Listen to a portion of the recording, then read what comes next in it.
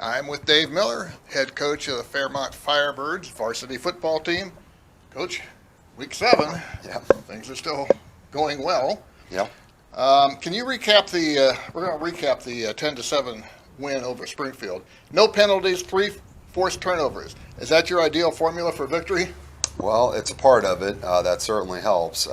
We talk a lot about the turnover margin, and that ironically is a goal. I mean, we have some simple goals on offense and defense, and one of them is, to get 3 turnovers on defense and then 0 turnovers on offense. So we think that's pretty important when you get in big games like that. The turnover margin, often plays a factor, and that definitely helped us. Offensively, about 150 yards of offense. What needs to improve for this week's game? Our second half. We've 2 weeks in a row, I think we've had a pretty solid first half as far as production. We're not flashy. What we do, I told our guys the other day, it's like we're not going out to try to light up the scoreboard. Our objective is to keep the ball away from the other team, So the way we're built is methodical, and we're extending drives like we did 2 weeks ago. That entire quarter, that's kind of a great formula for us. But we did a pretty good job, and again in the first half. I think the second half they made some adjustments, and we didn't respond very well. We have some things we need to clean up, but our guys are focused on that. So I think we'll hopefully be better this week. The field goal at the end of the half came on the last play with 0.3 of the seconds left. Were you worried you were cutting the play before the field goal too close and could have run out of time? Yeah, for sure. That's one of those you look back and you're like, that wasn't very smart. We're putting high school kids in a really tough situation there. So I laugh about it because, we got away with it. But, we should have managed that better. We knew we were going to kick the field goal. But, at the same time, it's like a team like Springfield, you need every point you can get. So we were down there on the, 2-yard line, and we're trying to figure out a way to get it in the end zone without time running out on us. So it's one of those tricky things that turned out in our favor. So that was good. There's a difference in the game, too. Yeah, right.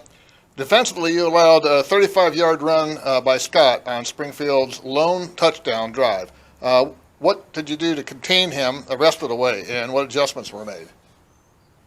It's a nightmare. I mean, the kid's going to Ohio State for a reason. Everybody in the country is recruiting him. So I'm glad he only played one half at quarterback. But we did, it's just you got to try to slow him down as much as possible. And it's nothing, I mean, I don't know about adjustments or anything like that. It was more just our guys, rallying to the football. You got to gang tackle against guys like that. But we did a pretty good job. And even down here on the goal line, I mean, he made one heck of an effort to get in, but Daniel Seaton's effort to try to tackle him, for a second week in a row, kind of coming up big down there and is on a third down.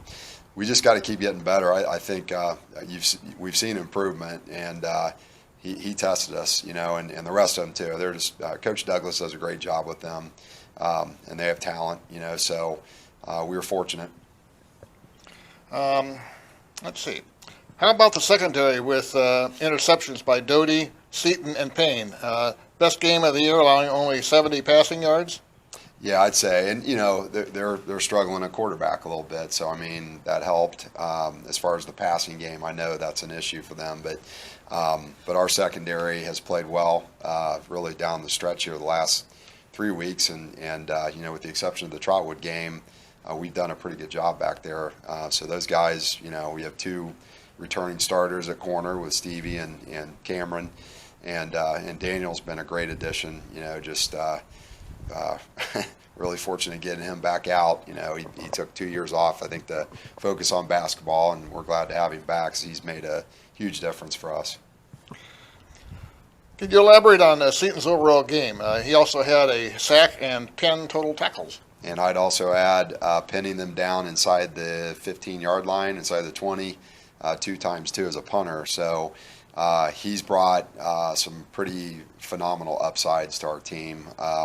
Just continues to get better. He's a really intelligent kid, and I think people out there need to be paying attention. I talked to a guy from UCLA of all teams they were in, because they're joining the conference next year, and he came in. I was talking about Daniel Seaton, so if he wants to play post high school at a pretty big level. I think he's capable of doing that. And we're just seeing it every week. He keeps getting better. Total team guy too. The kids really rally around him. So he's done a great job. Okay, on to Miamisburg. As for Miamisburg, another lethal passer you face in Preston Barr, who has many touchdown passes after 6 games, and he has as many as he did last year in 6 games. When you watch him, how has he improved? He's really good. Just total credit to his competitiveness. He started last year, played some as a sophomore. Coach Schneider's done a great job. He develops quarterbacks very well anyway. But he's Barr's a competitor. Just kind of fun to watch. I mean, from a fan of guys that go out and lead the team. He's impressive. So we're gonna have our hands full. I mean, you mentioned the passing. He's a good passer, but when he takes off running, he's a nightmare there too. And it's just effort, and watching him play.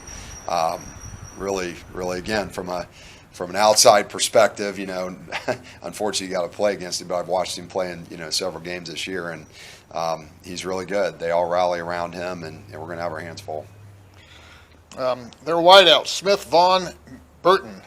Same philosophy as last week. Keep them in front of the defender and limit the big game. Yeah, we're going to have to. They snuck behind Northmont a couple times, and that made a huge difference in their game. They score with 15 seconds to go. They hit like a 45-yard pass and a 69-yard pass earlier.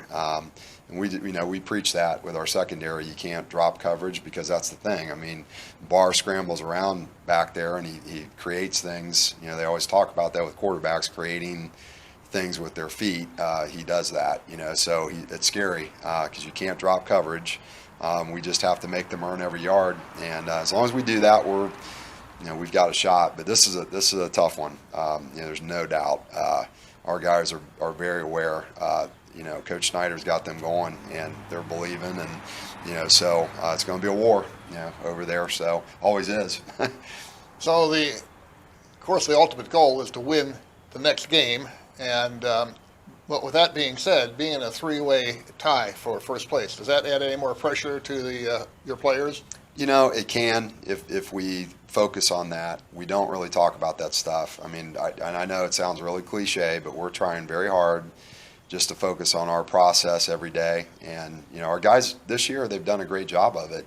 That Springfield game is a culmination. Those are outcomes. So the outcome was decided, I think, by our week of practice and what we did the week before. We've had really 2 solid weeks of practice here, and our guys are really starting to adopt that mindset that every day we got to get better, and as long as we continue to do that and just keep it very short-sighted, not get ahead of our skis, then things will take care of themselves. But that game Friday, I mean, the kid drops a pass at the end there, and with 30 seconds to go, I like our guys, I like our belief, and that would have been a very uphill battle to try to come back from that. But we put ourselves in good situations, to have the outcome turn in our favor. So as long as we keep doing the little things and focusing on that in practice, we're going to be okay.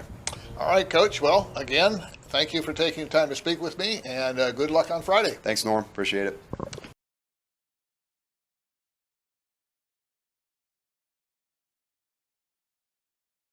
I'm with Lance Schneider. He's the head coach of the Miamisburg Vikings varsity football team. Coach, just a couple questions here before you take on Fairmont.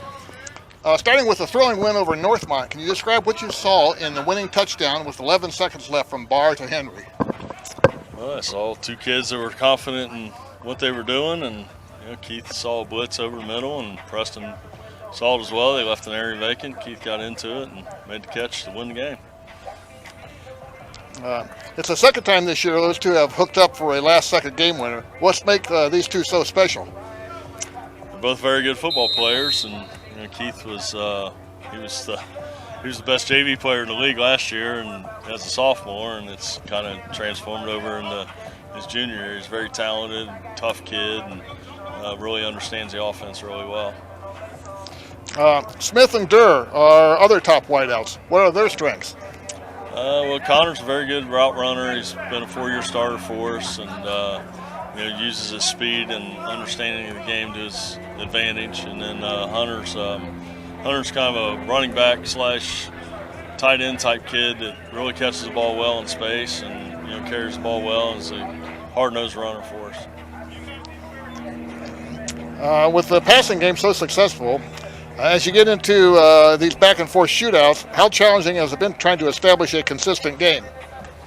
We've been able to run the ball and throw the ball very well. We had a lot more big plays last Thursday night than we're usually used to. We're usually going to drive the ball and maybe get our 10 yards here and there, but a lot of big plays came through for us, and hopefully we can continue in that trend. Defensively, Fletcher Rose is the top tackler and has 3 fumble recovers. What's led to his success?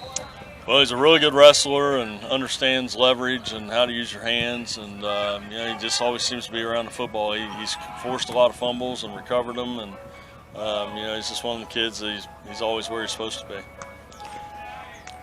Facing a running team like Fairmont, can you give us an idea on how your defensive line matches up? Well, we think we match up pretty well. We're pretty good up front on both sides of the ball, a lot better than we have been in the past, and we've done a really good job defensing them here the past couple of years, and hopefully we can use that knowledge that we have to continue to shut that running game down, because they're pretty good at it. Okay, and finally, a much different game than last week with mainly tight formations for Fairmont. How will you change using your cornerbacks and safeties as a result? Well, they got to be very disciplined and read their keys and kind of help with the run game, but at the same time, if guys release, we've got to make sure we're covering them, and they're very good about slipping some guys out here and there. So it's just a matter of doing your job and playing assignment football. So we're more than halfway through the season now. How's the team health-wise? Actually, we're pretty healthy for this time of year. We've gotten a couple kids back that we lost early, and I don't think we've lost anybody for the year except for one kid who tore an ACL in a JV game. But for the most part, we're pretty healthy for being game 7. All right, Coach. Well, thank you for talking to me again this year, and good luck on Friday night. All right, thank you.